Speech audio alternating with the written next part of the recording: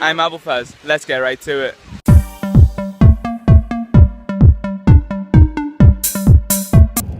So we've just left the hotel and now it's time to leave Qom. We're going to Isfahan and it's a 4-hour coach journey, so I'm going to try get some sleep, but it should be really fun when we get there.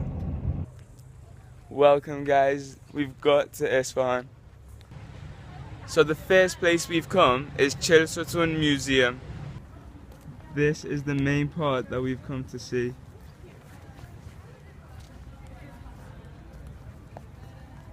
That's the entrance, this is the pool, and there is the 40 Pillars Palace. So this is a close-up of the palace, and it's called the 40 Pillars Palace, but it only has 20 pillars. A lot of people mistakenly think that this name is because the pillars would reflect in the water, causing it to look like 40 pillars. But it's actually because 40 is an important number in Islam, which means to be complete. So for example, in Islam we say a person is completely matured at the age of 40. And there's the Hall of Mirrors. This is the main hall of the 40 Pillars Palace. These paintings, 1, 2, 3 on that side and 1, 2, 3 on that side, are the 6 most important paintings of the palace. This is the main hall, and these paintings each represent a different event in history of Persia. This is all that's left of the Hall of Mirrors. This also used to be a hall as big as that one, filled with all these mirrors back at the time of the Safavid Empire. This is called Naqsh Jahan. It's a huge square with shops, restaurants, and it has a mosque as well, which we're going to see. It's called Mosque of Imam. It's really famous. Hopefully it won't be closed by the time we get there. From this angle you can see it better. And it's so big, they have cars that can take you around, or you can get a horse-pulled carriage to take you around as well. I'll record it if I see it go past again. And there's water fountains in the middle, which I don't know if they're actually in the shot. I can't see, it's so bright. And it's really warm today as well. But it's amazing to come to Isfahan. Isfahan's one of the most historic cities in Iran, and they say it's the best place for tourism if somebody loves history to come to Iran. This is the Mosque of Imam, which is amazing. It's the main mosque in this whole square.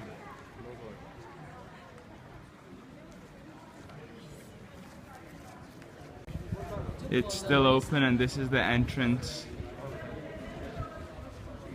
Wait, is it still zoomed in? It is.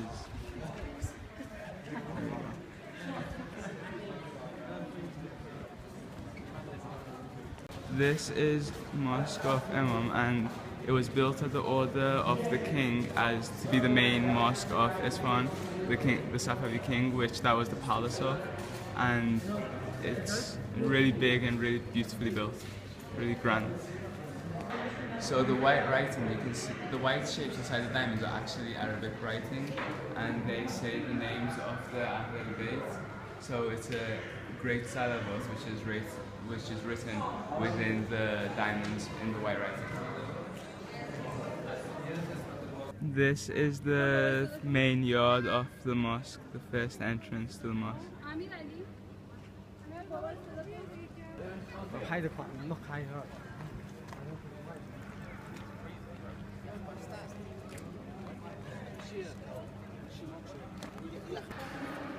These are chalices that there's 14 placed throughout the mosque, and these are used to hold water, which the people who would come to this mosque to pray would use their cups to drink from this water.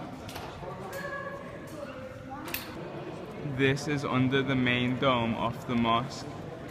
It is amazingly beautiful, and it's so high. It's amazing. Right now we're under the main dome, and it not only looks amazing, but there's a great significance to this place, which I will explain now. So this place is known worldwide because of the way sound echoes. So all mosques which have a dome are using the same rules, that a dome is oval, so there's 2 ends, so sound will keep bouncing back and forth to make the echo. And this dome specifically has a speciality, which the height from the top of the dome all the way to the ground is 334 meters. The speed of sound is 340 meters per second, so this is exactly 1/10 the speed of sound, which means that sound echoes really, really well. And especially if you stand at the very center of the dome, which we will show shortly. And you want me to clap, right? You hear the echo? yeah, Okay, so this is like a nice, loud bang, like clap. You hear that, yeah? And when it gradually gets quieter and quieter.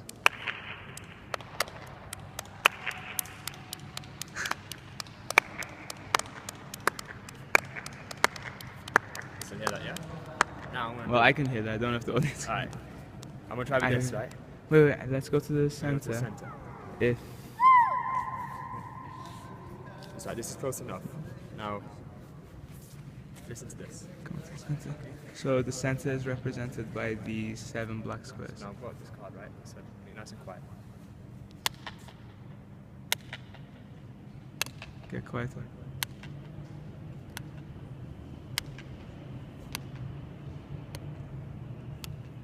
I don't know if the sound had picked up. Yeah, I don't know if you're picking up the sound on the video, but I could hear the echo even at the very, very light and silent taps that he was doing. So yeah, it's really, really amazing. And that's another one of the cups in which water is held for the people who enter. For drinking, well, drinking water is held for the people who enter the mosque.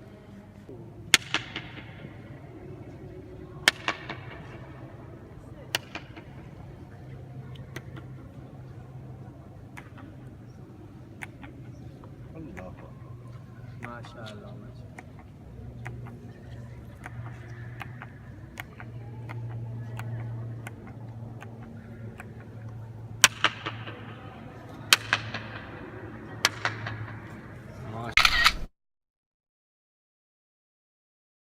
We're currently in one of the rooms. There's 2 rooms either side of the dome, and we're in currently one of the side rooms.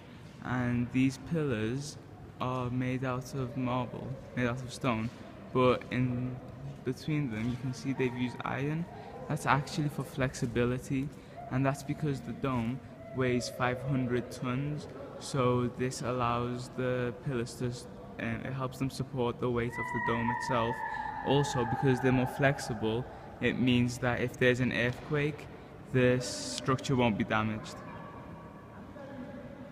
So there's 15 pillars in this room and 15 pillars in the other room. From the courtyard to a room this side of the dome, you can see that there's parts with windows and doors on this side, but if I go to, or if I show you the other side, if I can zoom in that far, you should be able to tell that there's no windows or doors that side in the rooms on that side. And that's because these 2 are schools. The one with no windows and doors was designed as a summer school, so they didn't need windows or doors because it was so warm anyway. But the ones with windows and doors are the winter schools, which needed them for insulation. This is the surrounding tunnels of the Naqsh Jahan, and it has shops like this, which are beautiful, beautiful, very delicate, very detailed handcrafted items. And all these souvenir places, like all these rugs, these are all handcrafted, whether it's rugs, whether it's plates. And this is just the start of the corridor. It goes all the way around the whole of Naqsh Jahan. Everything here is beautifully done. It's got shops, it's got restaurants, everything. These are the shops which go around. That was inside the tunnels because there's 2 layers of shops, but these are the shops that go around, all with handcrafted items, and we're going to go towards the fountain now as well. This is the view, that's one of the shops. If you see it from here, that's one of the handcrafted shops. The tunnel's on the other side of the shop. All shops have an entrance and an exit. And this is the main yard, that's the fountain. So this is Naqsh Jahan, and if you notice, there's 4 main landmarks. There's the mosque there. There's a door all the way down there. Let me get a better look at this. Yeah, there's that gateway over there just past the fountain. There's that. And of course there's the mosque that we were just in. Now these 4 landmarks represent the 4 pillars of society. That mosque, even though it's a mosque which was used for the king's family to go and pray, like a private mosque, it actually represents education because it was used to teach, it was used as a school.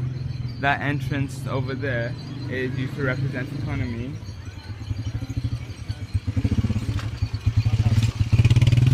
It's used to represent economy because it's the entrance to the bazaar, and there's a horse-drawn carriage there, which I was talking about earlier. Oh, there's 2 of them in a row. Yeah. Where that represents economy because it's the entrance to the bazaar. This palace represents power, the power that the king would have. And this mosque, as you can guess, represents religion. The 4 pillars of economy, the 4 pillars of society, sorry, gathered around the most central part of Isfahan. That's the palace of Galiapu. The sun's just setting behind, so I can't really get it to focus. And this is the water fountain. That side is the entrance to the bazaar. And then there's the private mosque, which was used for teaching. We've come to this mosque. It's called Masjid al-Hakim, which means Mosque of the Doctor. Should be interesting to see why it's so famous. The entrance itself is pretty cool as well. It's lit up really yellow, it's all brick. It's a lot bigger on the inside than I expected it to be. I thought it was going to be a small mosque. It's actually really, really big.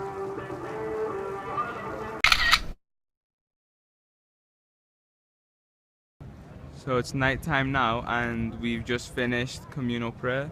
It turns out this mosque is really important and really grand because it was built by the doctor of the King Abbas II, Shah Abbas II, and I just had the honor of reading communal prayer behind the Ayatollah Mazahiri, a really important Ayatollah in Shia Islam.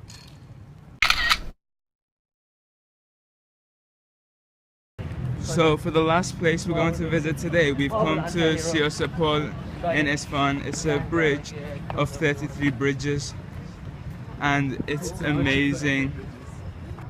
So the bridge of 33 bridges is called so because it has 33 of these openings from start to end, and it's I think 310 meters long. It's a seasonal bridge, so the river's not currently running. It runs for 4 months of the year, at which points we wouldn't be able to stand on this lower ground. We would have to go to the upper ground, which I'm going to go now.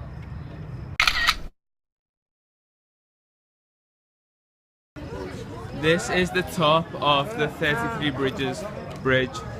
This bridge is, if not the most, one of the most famous and important landmarks of Isfahan, which gains the most tourists. Right now it's really dark, but there's loads of people on the bridge right now. This road is known as Khiyabun Charbagh, so the road of the 4 gardens. That's because when the king came to Isfahan, he bought 4 royal gardens, and built this road to go between them. And here, this large entrance, this large gate, represents the very center of the bridge. And because this bridge intersects the river perfectly as a perfect plus or cross shape, I could say that right now I'm standing in the very center of the city of Isfahan. And on that note, I'm going to leave today's vlog. Thank you for watching, share and subscribe. I know you want to be me, but I'm signing out. Oh!